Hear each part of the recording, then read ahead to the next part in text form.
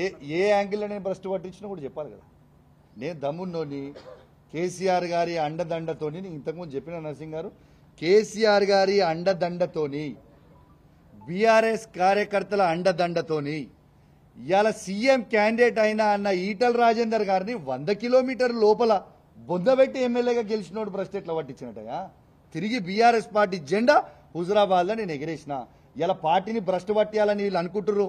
మీరేం ఫికర్ చేయకుర్రి.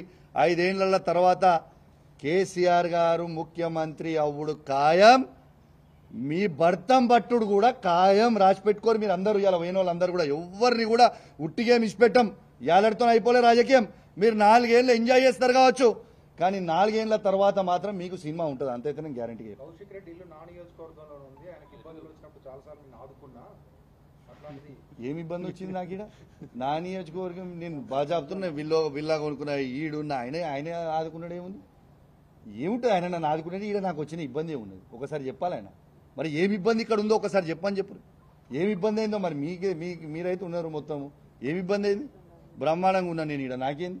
అతిపెద్ద నియోజకవర్గం అని చెప్పి పిఎస్సి చైర్మన్ ఇస్తే ఎందుకు ఓర్వలేకపోతున్నారు అనేటువంటిది నర్సింగ్ గారు నేను ఒక్కటే చెప్తున్నా. పిఎస్సి చైర్మన్ ఆయన ఏ పార్టీ నుంచి అయ్యిండు? ఆయన ఏ పార్టీ? నంబర్ 1. నంబర్ 2, ఇవాళ మా ఎల్పీ లీడర్ అయిన మా ఎల్పీ మీటింగ్లో కేసీఆర్ గారి నాయకత్వంలో మేము పిఎస్సి చైర్మన్గా హరీష్ రావు గారిని యునానిమస్గా మా బీఆర్ఎస్ పార్టీలో నిర్ణయం తీసుకొని తనతో నామినేషన్ ఇచ్చినాం. హరీష్ రావు గారు, ప్రశాంత్ రెడ్డి గారు, గంగుల కమలాకర్ గారు ముగ్గురు ఇచ్చినాం.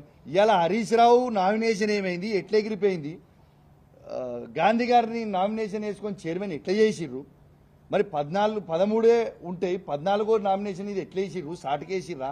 మరి హరీష్ రావు గారు నామినేషన్ ఏమైంది? ఒక్క నామినేషన్ ఎక్కువ పడ్డా ఎలక్షన్ కావాల్సిన అవసరం ఉంటుంది. మరి ఏం చేస్తుండ్రు? ప్రజాస్వామ్యం ఉంచుతురా, కూని చేస్తురా? మొన్న మా వాళ్ళు చెప్పినట్టు కూడా, సరే ఈ పిఎస్సి చైర్మన్ నువ్వు బీఆర్ఎస్ పార్టీ నుంచి అంటున్నావు కదా, అరే నువ్వు రా భయ్, నేను వద్దంటలేను. నువ్వు బీఆర్ఎస్ పార్టీ అంటున్నావు కదా, నువ్వు రా. We will go to Telangana Bhavan.